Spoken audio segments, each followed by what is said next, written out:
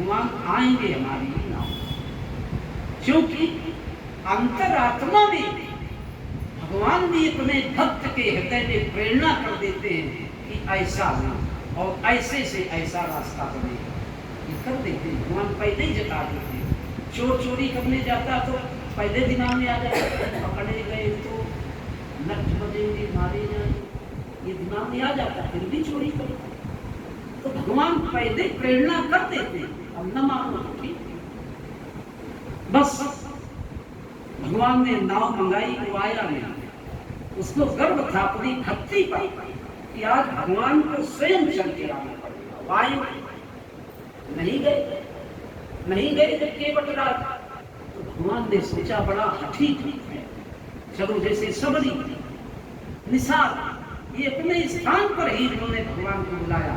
सरभंग और अगस्त, वाल्मीकि, इनके स्थानों पर जाकर राम जी ने दर्शन दिए, तो इनकी भक्तियां थी। और भक्त के तो भगवान बिल्कुल नौकर बन जाते, सेवक बन जाते।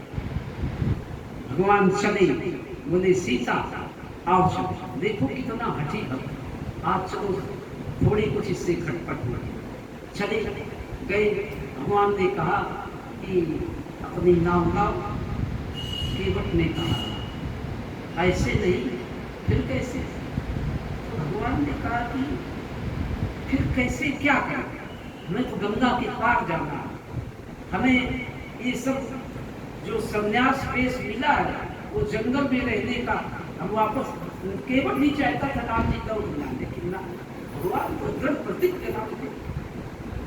उन्होंने कहा कि नाव ना, बोले ना, बोले फिर, बोले ये काष्ठ की नौका है, लकड़ी की, और हमने सुना है कि आपकी चरणों के तले की रज में वो शक्ति है कि जिस पर आप छुआ देते हो स्त्री बन जाती। बोले ये कहाँ का प्रमाण है? बोले ये वहां का है ताड़क वन का। जब वहां विश्वामित्र के साथ आप गए थे, विश्वामित्र आपको मांग के दे गए थे ताड़का का वध कराने के लिए, उस समय जब जनकपुर गए थे तो रास्ते में आपने गौतम पत्नी जो अहिल्या वो पत्थर बन गई थी, उस पत्थर में आपने अपने चरणों की रज ऐसे छुआई, वो स्त्री बन गई। तो बोले हमारी तो काठ की लकड़ी की नौका है, और अगर स्त्री बन गई तो हम फिर भूखे मर जाएंगे, कमाएंगे क्या, और हमारे पास कोई पूंजी नहीं, हम तो गरीब हैं, ये भी नहीं कि बनवा भी नहीं कुछ। भगवान मुस्कराए, बोले बड़े हठी, बोले उस समय वो जो पत्थर की शिला थी, वो पत्थर की शिला श्रापित थी, उसको श्राप दिया गया था कि जाओ तुम पाषाण हो जाओ। पाषाण युक्त अपने शरीर को बनाकर तुमने इंद्र के साथ रमण किया, तो आप तुम पाषाण हो जाओ, तुम्हारा शरीर पत्थर हो जाएगा। तब से तुम शरीर तुम्हारा पत्थर हो गया था उसका, और वो जंगल में पड़ी रही, तमाम बरसातें, तमाम गर्मी, तमाम तुम्हें सब सहन करती हुए, और जब मैं पहुंचा तो गुरुदेव के आशीर्वाद से मैंने चरणों की रज दे दी, वो पुनः जीव उसमें आ गया, और वो अपने पति को चली गई, उसके सारे दोष धुल गए। तो भगवान जिसको छू ले, उसके जीवन में यदि बहुत बड़ा कलंक हो तो कलंक भी मिल जाता, उसका कलंक भी मिल गया, दूर हो गया। तो केवट ने कहा कि ना, हमें विश्वास नहीं है। तो बोले फिर कैसे विश्वास होगा? तो केवट ने कहा कि एक काम करो, अगर आप गंगा के पार जाना ही चाहते हैं तो फिर आपको एक काम करना पड़ेगा। बोले क्या?